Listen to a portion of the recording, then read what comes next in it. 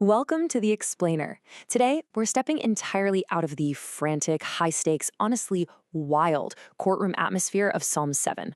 We're leaving that behind and walking directly into a breathtaking, nocturnal hymn of cosmic praise. And this shift in tone actually gives way to a really joyful rhythm originally meant to be played on a vintage grape harvest instrument called the githith. We're diving deep into Psalm 8. This is a foundational text that just masterfully balances the terrifying infinite scale of the cosmic architecture with the incredibly intimate, high-status calling placed on humanity. Basically, it's a profound exploration of space, dirt, and our royal purpose. Right off the bat, the source material opens with what literary scholars call an inclusio. Think of it like a structural bracket. It declares, "O Yahweh, our master, how excellent is your name in all the earth." By kicking things off with this exact phrasing, the text immediately establishes a huge foundational premise. The Earth isn't just some accidental, ownerless piece of floating space dust. Not at all. It is the personal, legally stamped estate of a creator. The name, or the Shem in ancient Hebrew, literally represents authority, character, and legal ownership across the entire fabric of the physical universe. So, let's move into our first major theme, the cosmic signature, exploring how the Creator's glory extends infinitely beyond our observable skies. Okay, get a load of this profound paradox. On one hand, you have these massive, arrogant, highly military enemies. Now, you would probably expect a cosmic creator to neutralize those kinds of threats by, mobilizing terrifying celestial armies or just hurling lightning bolts. But instead, strength is ordained from the mouths of babes and nursing infants. Actually, the ancient Hebrew word for strength used here is oz, which translates directly to praise. So the infinite God weaponizes the simple, pure, unpolluted praise of tiny children to completely silence sophisticated, heavily armed enemies. It's brilliant.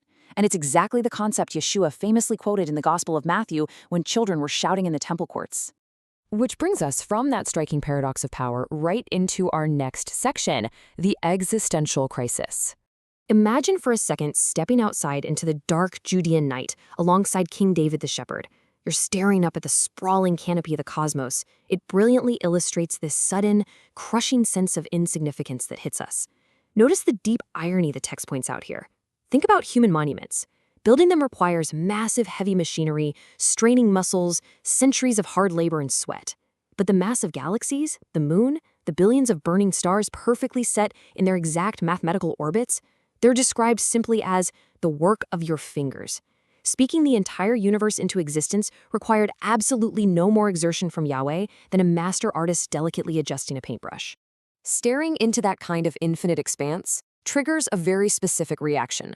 To really emphasize our extreme weakness against the infinite backdrop of space, the author deliberately uses a very specific ancient Hebrew word to describe our fragile nature. That word is enosh. It highlights our ultimate weakness, our mortality, and our incredibly transient existence. It paints humanity as prone to sickness and decay. I mean, what a stark, humbling contrast to those ancient burning stars. And then the text doubles down. It builds on that frailty by using a second title that perfectly grounds this existential crisis, Ben Adam. Literally translated, this means son of the dirt or son of the red clay. It's this incredibly stark reminder of exactly what terrestrial material our physical bodies were constructed from, pointing us straight back to the creation account in Genesis. We are, quite literally, looking up at the stars from the very dirt we are made of. So here's the crucial point, the ultimate climax of this cosmic paradox. What is man that you are mindful of him, and the Son of Man that you visit him? Seriously, in light of the infinite majesty of the cosmos, why in the world would the King of Eternity actively occupy his mind with us? Why move through space and time to visit dirt-born creatures? Well, the text makes it clear the answer isn't found in our physical scale or our own self-worth. Instead, the answer is found in a sovereign, covenant purpose. Let's look at our next theme, the crown of dominion. You see, Yahweh didn't design humanity to just be an accidental, meaningless animal species.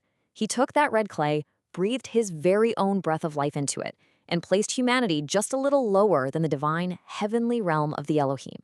He actually crowned humanity with glory and majesty for a specific legal purpose.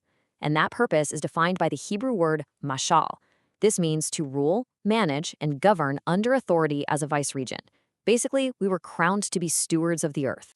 The text even gives us an exact inventory of this earthly dominion. We're talking domestic animals like sheep and oxen, wild beasts of the field, birds of the air, and fish passing through the paths of the seas. This specific list perfectly mirrors the exact creation blueprint and mandate established way back in Genesis 1. But here is the critical takeaway. For the Torah-observant community, this dominion is absolutely not an open invitation to tyrannical exploitation. No, it is a holy assignment. It's about compassionate management and stewardship over the Creator's own estate. But, as we all know, there is a problem. While David wrote about an ideal calling, looking at the world today reveals a pretty sobering reality. Which brings us to fulfillment in the Messiah. Let's be real, human history is basically defined by our complete failure to execute this dominion cleanly. We started with the beautiful original mandate in Genesis, but through sin and lawlessness, humanity totally lost its crown. We corrupted our majesty and failed in our role as stewards. Things are very clearly not operating cleanly under human feet right now. The book of Hebrews actually picks up on this exact dilemma.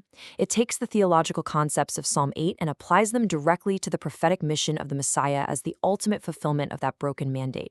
The argument here is that Yashua intentionally entered the Enosh reality. He became a frail, mortal son of man, constructed of that exact same terrestrial dirt. But he walked the earth in perfect submission to the Creator's instructions, tasted death, and then broke entirely free from the grave. Because of that perfect obedience, the text asserts that all cosmic authority has now been legally placed beneath the feet of the resurrected last Adam. He models for us what true, uncorrupted dominion over creation was always supposed to look like from the beginning. Having explored both our tragic failure and the ultimate restoration of human purpose, let's zoom back out from the micro level of human dust for our final section, the majestic conclusion.